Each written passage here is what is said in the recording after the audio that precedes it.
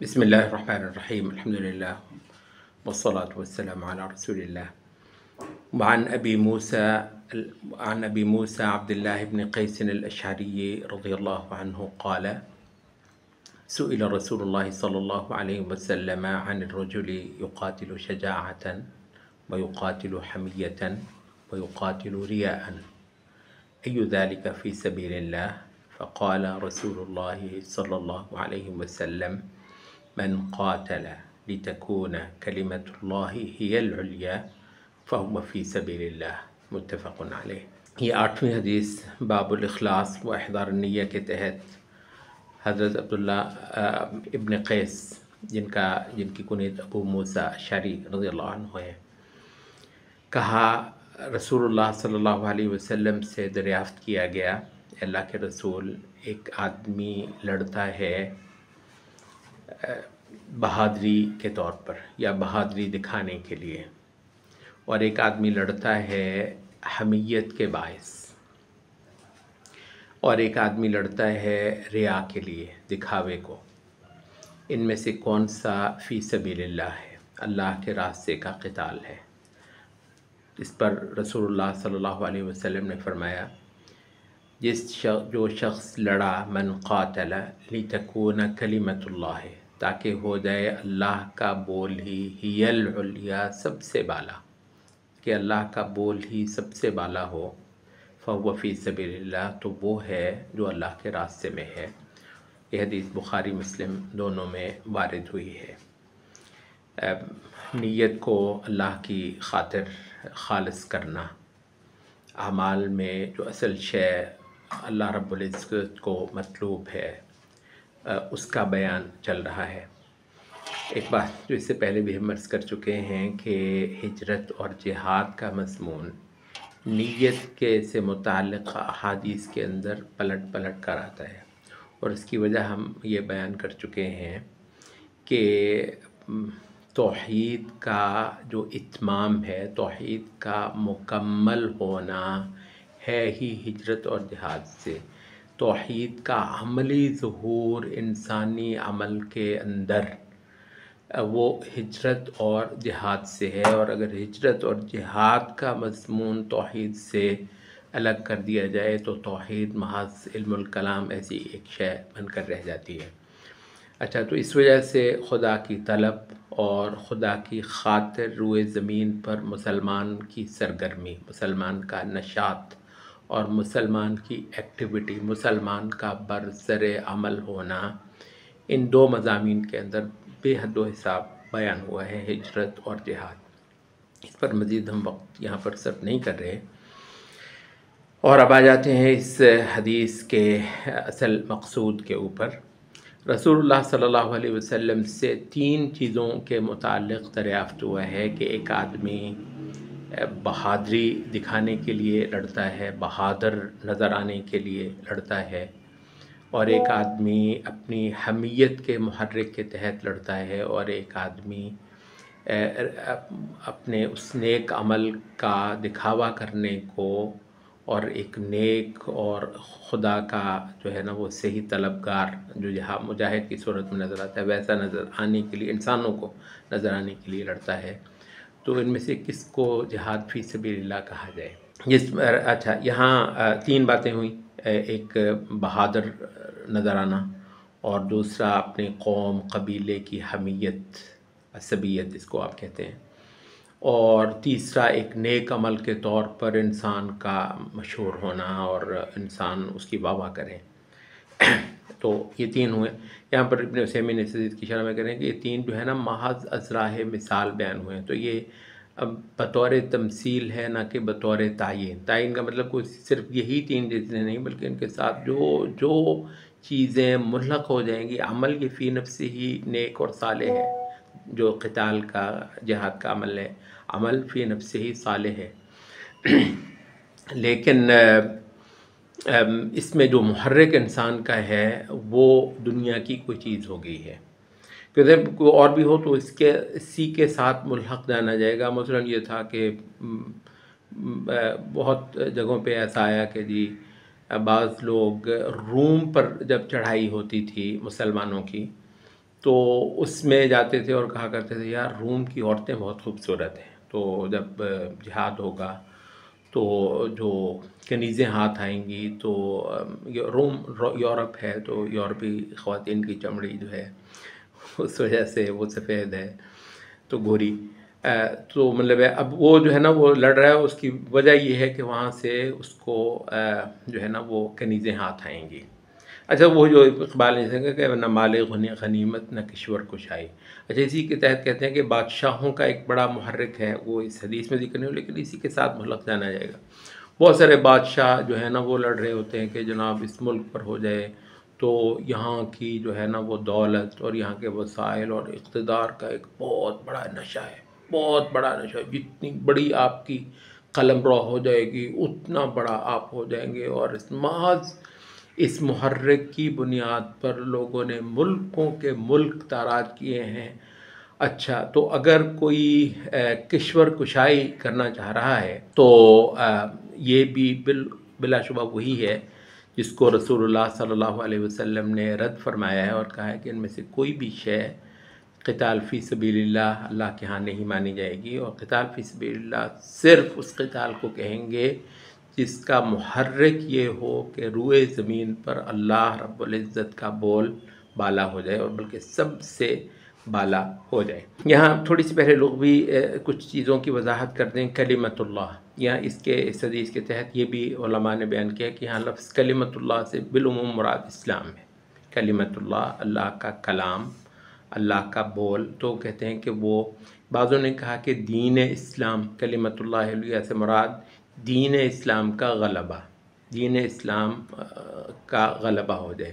اب یہ دین اسلام غالب ہو جائے روئے زمین پر، بعض لوگوں نے تو اس کو بدعت بنا دیا نا کہ یہ بات ہی کرنا بدعت ہے، یہ کہاں ہے، آپ اللہ اللہ کریں، آپ اپنی اس دین کا کل جو دائرہ ہے وہ آپ کا 6 فٹ کا جسم ہے، اس سے آگے کا اگر آپ نے سوچا تو آپ بدعتی ہیں، آپ پتہ نہیں کیا سے کیا ہیں۔ یہ جو ہے نا روئے زمین پر کس کا طوطی بولتا ہے، اور کس کا فرمایا ہوا سکہ رائج الوقت ہوتا ہے، اور کس کے آگے لوگوں کی گردنیں جھکتی ہیں، اور کس کی زمین کے اوپر رٹ قائم ہے، یہ ساری چیزیں تو پتہ نہیں کہاں کہاں سے، یہ تو آج کے زمانے کی کچھ بدعات ہیں استغفر اللہ۔ تو اس طرح کے جو ہے تو وہ یہ ہے کہ کلمت اللہ سے مراد، بہت سارے حدیث کے شارحین نے کہا کہ کلمت اللہ سے مراد دین اسلام ہے۔ اچھا کچھ نے اس سے بھی زیادہ اسپیسیفک تفسیر کی ہے اس کلمہ کی، کلمت اللہ کی۔ وہ کہتے ہیں کلمت اللہ سے مراد ہے دین اسلام کی دعوت۔ دین اسلام کی دعوت سے مراد کیا ہے کہ لوگوں کو دین اسلام کے اندر لے کر آنا۔ اچھا تو وہ ہے کہ مطلب یہاں پر ایک چیز بھی ہے، ویسے اس حدیث سے متعلق نہیں ہے لیکن ایک موقع پہ ہم مطلب وہ باتیں کر بھی دیتے ہیں۔ فی زمانہ کئی سارے لوگوں نے نا دین اسلام کا نظام والا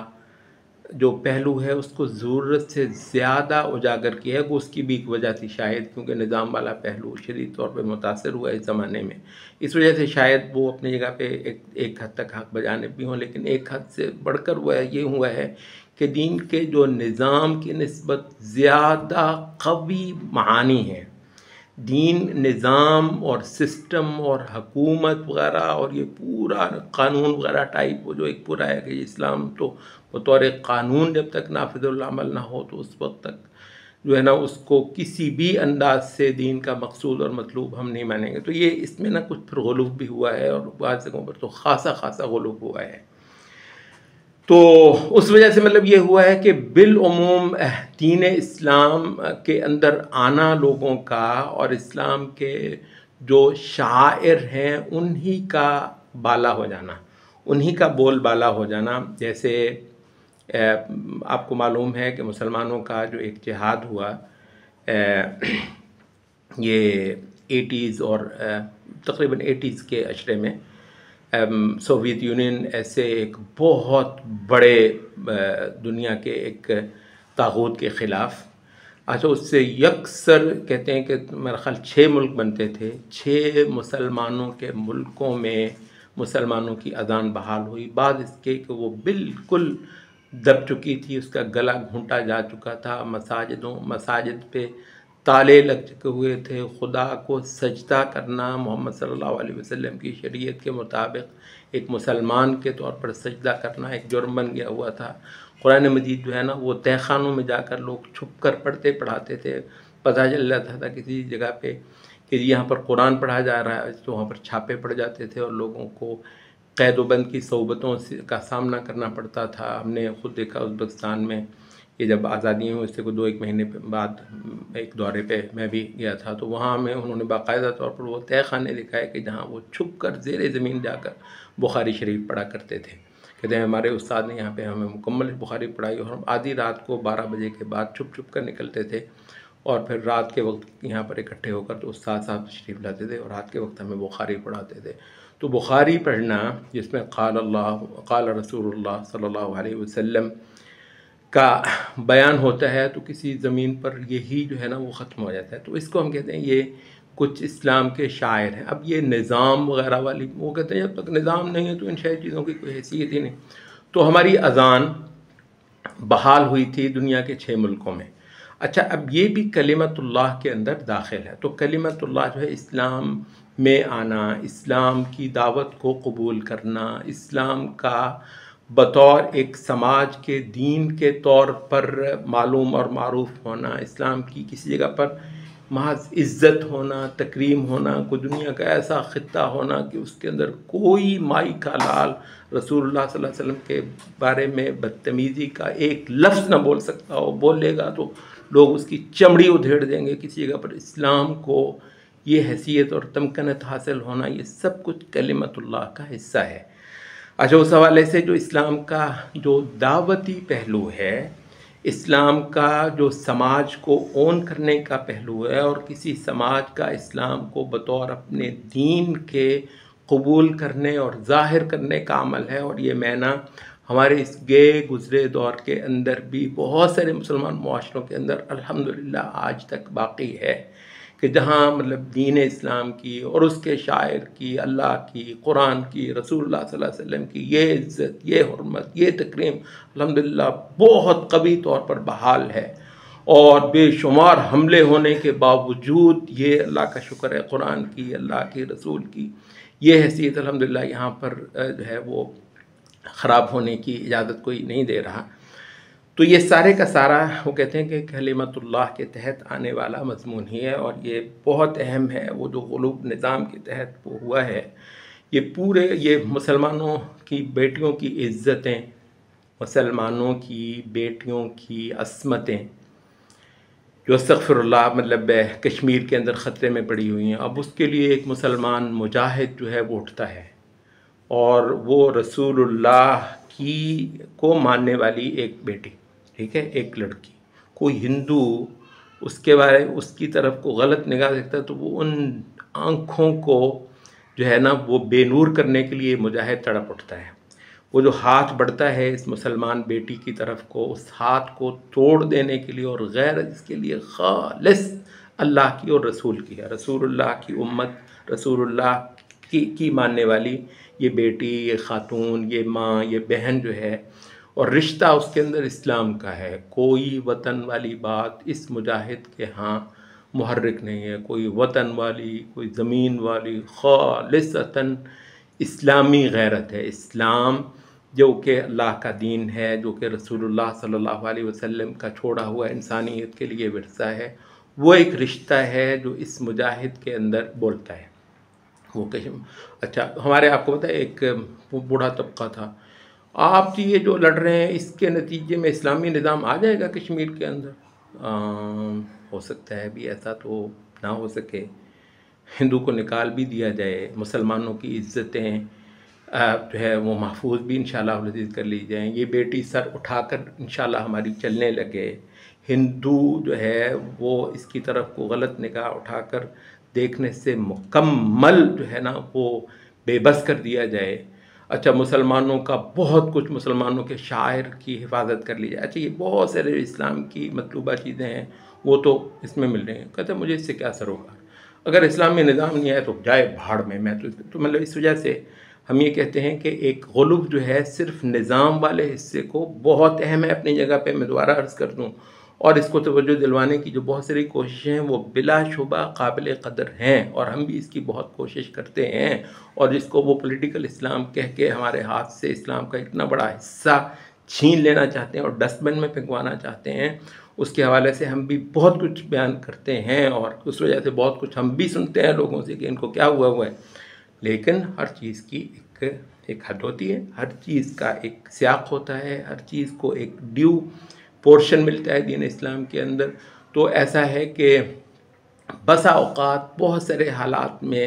دین اسلام کے کچھ بھی جو مقاصد ہیں ان کو بھی حاصل کرنا من قاتل لتکون کلمۃ اللہ ہی العلیٰ کے اندر شامل ہوتا ہے۔ ہاں اس کے بعد بھی بہت کچھ باقی ہے، اور اس کے لیے بھی جو ہے وہ کوشش کرنا جو اپنی جگہ پہ باقی ہے وہ بالکل درست اور صحیح ہے۔ تو یہ تو تھوڑا سا تھا کہ ہم یہ واضح کر دیں کہ کلمۃ اللہ سے کیا مراد ہے۔ تو بہت سارے اہل علم نے کہا کہ اس سے مراد دین اسلام ہے، اور کئی مسئلہ نے کہا اس سے اسلام دعوت اسلام ہے کہ اللہ کی طرف لوگوں کو بلایا جائے اور لوگ اسلام کو اپنے دین کے طور پر اس کو اختیار کریں۔ تو دعوت اسلام، اور یہ جو ہے یہ لفظ بہت ایگزیکٹلی غالباً مقداد رضی اللہ عنہ سے ہی یہ روایت آتی ہے کہ لا يبقى بیت مدر ولا وبر الا ادخلہ اللہ کلمۃ الاسلام، اللہ تعالیٰ کوئی پکا یا کچا گھر نہیں چھوڑے گا مگر اس کے اندر کلمۃ الاسلام کو داخل کر کے چھوڑے گا۔ اچھا، وہاں پر بھی کیا کہا کہ بعز عزیز وذل ذلیل، عزت والے کو عزت دے کر اور ذلت والے کو ذلت دے کر۔ اس دوسرے ذلت والے کو ذلت دے کر مراد یہ ہے کہ اسلام کا تو بول بالا ہو کر وہاں داخل ہوگا، گو اس کو اسلام پر ایمان لانا نصیب نہ بھی ہو اور وہ جزیہ دے، تو ذلت جو رسول یعطی الجزیۃ عن ید وہم صاغرون، تو یہ جو صغار ہے وہ ہے ہی ذلت، بعز عزیز و ذل ذلیل، تو یہ ذلت جو ہے جزیہ ہے۔ تو ذلت کی تفسیر جزیہ کی گئی اور بالکل ایک صحیح تفسیر ہے اور قرآن مجید کے ساتھ مکمل مطابقت رکھتی ہے۔ اچھا، تو وہ یہ ہے کہ دین اسلام جو ہے وہ اس کا بول بالا ہو گیا ہے، اگرچہ بہت سارے لوگ اس اسلام کو قبول نہ بھی کریں لیکن وہ اس کے آگے اس کے سبجیکٹ ہو گئے ہیں، اس کے آگے سرنڈر ہو گئے ہیں اور تابع ہو گئے ہیں۔ ان کا اپنا زور جو ہے اسلام کے آگے وہ بے بس ہو گیا، وہ جواب دے گیا ہے، زور نہیں دکھا سکتا کوئی اسلام کے آگے۔ ہاں انفرادی حیثیت میں وہ کافر رہ کر دنیا سے جانا چاہتا ہے تو وہ اس کا اور خدا کا معاملہ ہے، اس میں اللہ نے ہم کو اختیار نہیں دیا ہے کہ ہم لوگوں کو زبردستی دین اسلام کا کلمہ پڑھائیں۔ تو بہرحال یہ کچھ تفسیر تھی کلمۃ اللہ۔ اچھا، ہی العلیٰ، اچھا اس کا ترجمہ ویسے ہم کرتے ہیں کہ اللہ کا بول بالا ہو، لیکن بالا جو ہے اس کا پورا ترجمہ نہیں ہے بلکہ علیٰ اس میں تفضیل ہے، یہ اس میں تفضیل مؤنث ہے۔ آپ اصغر زیادہ چھوٹا، صغیر سے اصغر، طویل سے اطول، کبیر سے اکبر، شریف سے اشرف، فاضل سے افضل، یہ سارا جو ہے یہ اس کو سپرلیٹو یا پھر کمپیریٹیو جو ہے نا وہ ڈگری ایڈجیکٹو کی وہ کہا جاتا ہے، تو یہ ہے۔ اچھا، تو جو اصغر کا جو کہ ہے زیادہ چھوٹا، اطول زیادہ لمبا، اقصر زیادہ چھوٹا۔ اچھا، تو اس کا مؤنث کیا ہوگا؟ اصغر کا مؤنث صغرا، اکبر کا مؤنث کبرا، اعلم کا مؤنث، اعلیٰ کا مؤنث علیٰ، ٹھیک ہے، اور ادنا کا مؤنث دنیا۔ تو دنیا یا علیٰ یہ مؤنث ہے ادنا اور اعلیٰ کی، تو العلیٰ کا مراد ہے سب سے اونچا، ٹھیک ہے۔ تو یہ اس میں تفضیل ہے، اللہ کا کلمہ ہی سب سے اونچا ہو جائے دنیا میں، اس کے ٹکر کا کوئی دین، کوئی دعوت، کوئی ازم، کوئی فلسفہ،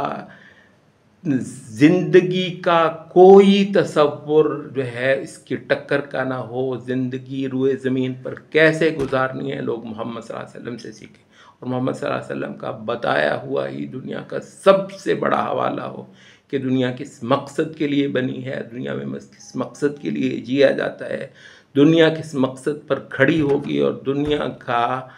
جو آرڈر ہے، ٹھیک ہے، دنیا کا جو سب سے بڑا جو قانون اور آرڈر اور نظام ہے وہ محمد صلی اللہ علیہ وسلم دیں گے، ٹھیک ہے، کوئی دنیا میں کسی کی حیثیت نہیں. تو یہ ہے کلمۃ اللہ العلیٰ، اس مقصد کی خاطر لڑنا کہ دنیا میں سب سے اونچا کلمہ محمد صلی اللہ علیہ وسلم کا بتایا ہوا تصور دین ہو. اچھا، تو فہو فی سبیل اللہ، تو یہی فی سبیل اللہ ہے. اچھا، یہ تو تھوڑی سی لغوی وضاحت تھی جو اس کی ہو گئی. اب تھوڑا سا جو وضاحت ہم کرتے ہیں کلمہ فی سبیل اللہ، اللہ کے راستے میں. سبحان اللہ، اہل علم کہتے ہیں کہ قرآن مجید میں جہاں کہیں فی سبیل اللہ آیا ہوگا اس سے مراد جہاد ہوگی. اور جہاد جب قرآن مجید میں آئے گا مطلوب کے معنی میں، جو خدا کا مطلوب جہاد ہے وہ صرف اور صرف فی سبیل اللہ ہے. اور اسی چیز کا رسول اللہ صلی اللہ علیہ وسلم نے اس حدیث کے اندر تذکرہ بھی کیا ہے. یہاں تک کہ یہ بڑی غور کی بات ہے، سبیل بار بار یہ آپ کو پتہ ہے اس وقت کوئی ایسا ہمارے بعض دین کے بہت قوی الفاظ اور تعبیرات اس قدر بے معنی اور بے قیمت ہوئے ہیں. فی سبیل اللہ، فی سبیل اللہ سے مراد یہاں پر لوگوں کا ہوتا ہے مفت. یار یہ فی سبیل اللہ کر دو، اور یہ مفت مراد یہ ہے کہ یہ مفت کر دو. اگرچہ اس کے معنی کے لحاظ سے اس میں بھی ایک صالح معنی موجود ہے، لیکن بالعموم لوگوں کے ہاں بس یہ سارا سکڑا کر یہ اتنا سا رہے گا، فی سبیل اللہ کا مراد ہے مفت. بس ایسے ہی کچھ کر دو. تو فی سبیل اللہ جو ہے، اہل علم نے کہا کہ اس حد تک ہوا ہے کہ سورۃ توبہ کے اندر زکوٰۃ کے 8 مصارف بیان ہوئے ہیں. انما الصدقات للفقراء والمساکین والعاملین علیہا والمؤلفۃ قلوبہم وفی الرقاب والغارمین وفی سبیل اللہ. 7 مصرف. اچھا، وہ جو ہے نا جی، وہ جو نیکی کے کام، فی سبیل اللہ سے مراد لوگ نیکی کے کام. تو بھائی صاحب نیکی، وہ پہلے 7 نیکی کے کام ہی تو ہیں، للفقراء والمساکین والعاملین، وہ سارا کچھ وہ نیکی کے کام ہے، وہ 7 کام بھی نیکی کے ہیں. اچھا، نیکی کے 7 کام بطور زکوٰۃ کے مصارف کے، کہ زکوٰۃ اس مد میں دی سکتی ہے، اس مد، تو زکوٰۃ کی 7 مدیں ساری کی ساری نیکیوں کی مدیں ہیں، ٹھیک ہے. ساری کی ساری نیکیوں کی مدیں 7 بتانے کے بعد جو 8ویں مد بتائی وہ فی سبیل اللہ بتائیں گے اور اللہ کے راستے میں. تو بھائی صاحب میں تو سمجھ رہا تھا یہ سارا اللہ کے راستے میں. نہیں، آپ بہت غلط سمجھیں. یہ ہے ایک اسپیسیفک معنی جو قرآن مجید اس جگہ پر دینا چاہ رہا ہے، اور فقہا نے باقاعدہ اس سے مسائل اخذ کیے ہوئے ہیں. اچھا، تو وہ یہ ہے کہ وہ 8 کے 7 مصارف نیکی بے شک ہوگی، عبادت کے اعمال یقیناً ہیں وہ، ٹھیک ہے، خدا کا مطلوب بے شک ہیں، مگر فی سبیل اللہ سے مراد یہ ہے کہ کفر کا زور توڑا جائے. یہ آج کے اس حاجی صاحب کو، آج کے اس نمازی کو، جس کی کوئی نماز انشاءاللہ باجماعت نہیں چھوٹتی اور بہت افضل عمل ہے وغیرہ، مگر اس کو کون یہ سمجھائے کہ اس قرآن مجید میں جگہ جگہ فی سبیل اللہ سے جو آتا ہے وہ یہ ہوتا ہے کہ دنیا کے اندر کفر کا زور توڑا ہے. خدا کی بغاوت اس زمین میں کچل کر رکھ دی جانا باقاعدہ دین اسلام کا مطلوب اور مقصود ہے. اور سارے نمازیوں اور سارے حاجیوں اور عمرے پر عمرہ کرنے والے سب کو یہ معلوم ہونا چاہیے کہ اللہ رب العزت کا باقاعدہ مطالبہ ہے کہ اس شخص کی سرگرمی اس مقصد کے لیے ہو، تو دنیا سے کفر کا اور غیر اللہ کی خدائی کا خاتمہ کرنا، اس کا زور توڑنا، اس کو ذلت کی پوزیشن پر لانے کی محنت اور عمل کرنا، اور جو حق اللہ نے اپنے رسولوں کے ذریعے سے اتارا ہے اور اس کی واحد دستیاب صورت آج محمد صلی اللہ علیہ وسلم کا لایا اور بتایا ہوا حق ہے، اس کا بول بالا ہونا، اس کا غالب ہونا، وہ ہوگا حوالہ دنیا میں تہذیب کا، دنیا میں اخلاق کا، دنیا میں قانون کا، دنیا کے دستور کا حوالہ آسمان بنے گا محمد صلی اللہ علیہ وسلم کی الہی ہوئی ہدایت کے حوالے سے، اور اس کے علاوہ کوئی نہیں ہوگا. اچھا، یہ باقاعدہ طور پر دین کا مطلوب ہے، اور اس مد میں جو کوششیں ہوں گی وہ ہیں فی سبیل اللہ، اور اس کے لیے جو چندے دیے جائیں گے، اس کے اندر جو انفاق کیا جائے گا، اس کے اندر جو جانیں دی جائیں گی، تو یہ ہے فی سبیل اللہ. تو اگر سورۃ توبہ کی ایک ہی آیت آپ پڑھ لیں تو آپ کو معلوم ہو جائے گا کہ ایک بہت اسپیسیفک معنی ہے قرآن مجید کے لفظ کا، اور اس کو بالعموم نیکی کے اعمال وغیرہ کے کھاتے میں ڈال کر قرآن مجید کا ایک اتنا بڑا اور اسپیسیفک جو ہے نا مبحث یوں گول کر دینا اور اس پر جو ہے نا وہ سرسری انداز میں گزر جانا، ایک بہت بڑی زیادتی ہے اور اسلام کے بہت سارے مقاصد کا خون کرنے کے مترادف ہے۔ تو اس وجہ سے زمین پر ایک جنگ جاری ہے، بہت واضح طور پر میں بیان کر دوں، زمین پر ایک جنگ جاری ہے۔ جب سے رسول اللہ صلی اللہ علیہ وسلم اس جہان میں تشریف لائے ہیں اس دن سے یہ جنگ کھڑی ہوئی ہے، اور جب تک یہ دنیا رہنی ہے اس وقت تک یہ جنگ جو ہے وہ جاری رکھنی ہے، اور اس کے لیے ایک طائفہ، ایک گروہ اللہ تعالیٰ نے دنیا میں رکھنا ہے جس کا نام طائفہ منصورہ ہے۔ تو وہ اور اس کا مقصد یہ ہے کہ وہ مسلسل باطل سے برسرے پیکار ہوگا۔ یہ ہے نیکی کا وہ ایک بہت بڑا عمل جو کہ دین کے اندر بہت بڑے مقاصد میں سے ایک مقصد ہے۔ اچھا، تو یہ ہم نے وہ کر دیا۔ تو فی سبیل اللہ سے مراد ہے دنیا میں کفر کا زور توڑنے، شرک کو مٹانے، باطل خداؤں کی خدائی کو ختم کرنے، اور اس سارے کے مقابلے پر اللہ کی عبادت کا جو مطلوب ہے اس کو کھڑا کرنے اور قائم کرنے کے لیے جو کوششیں، محنتیں، شہادتیں، جو جد و جہد ہوگی، تو اس کو کہا کہ فی سبیل اللہ۔ تو فرمایا کہ جو بندہ اس مقصد کے لیے لڑے کہ اللہ ہی کا بول سب سے بالا ہو، تو وہ ہے فی سبیل اللہ۔ تو جیسے ابن عثیمین کی شرح سے ہم نے کہا کہ وہ فرما رہے ہیں کہ دنیا کے جتنے بھی مقاصد ملحق ہوں گے قتال کے اس عمل سے، وہ سارے کے سارے باطل ہیں، اور وہ فی سبیل اللہ نہیں ہوگا۔ فی سبیل اللہ وہ ہوگا جس شخص کا محرک صرف اور صرف یہ ہو۔ یہ ایک بنیادی سا وضاحت تھی فی الحال اس حدیث کی۔ اب اس حدیث سے نکلنے والے کچھ اہم مضامین اور اس سے ملحق کچھ مباحث، وہ ان کا بیان باقی ہے، وہ انشاءاللہ ہم اسی حدیث کے تحت اگلے مجلس میں کرتے ہیں۔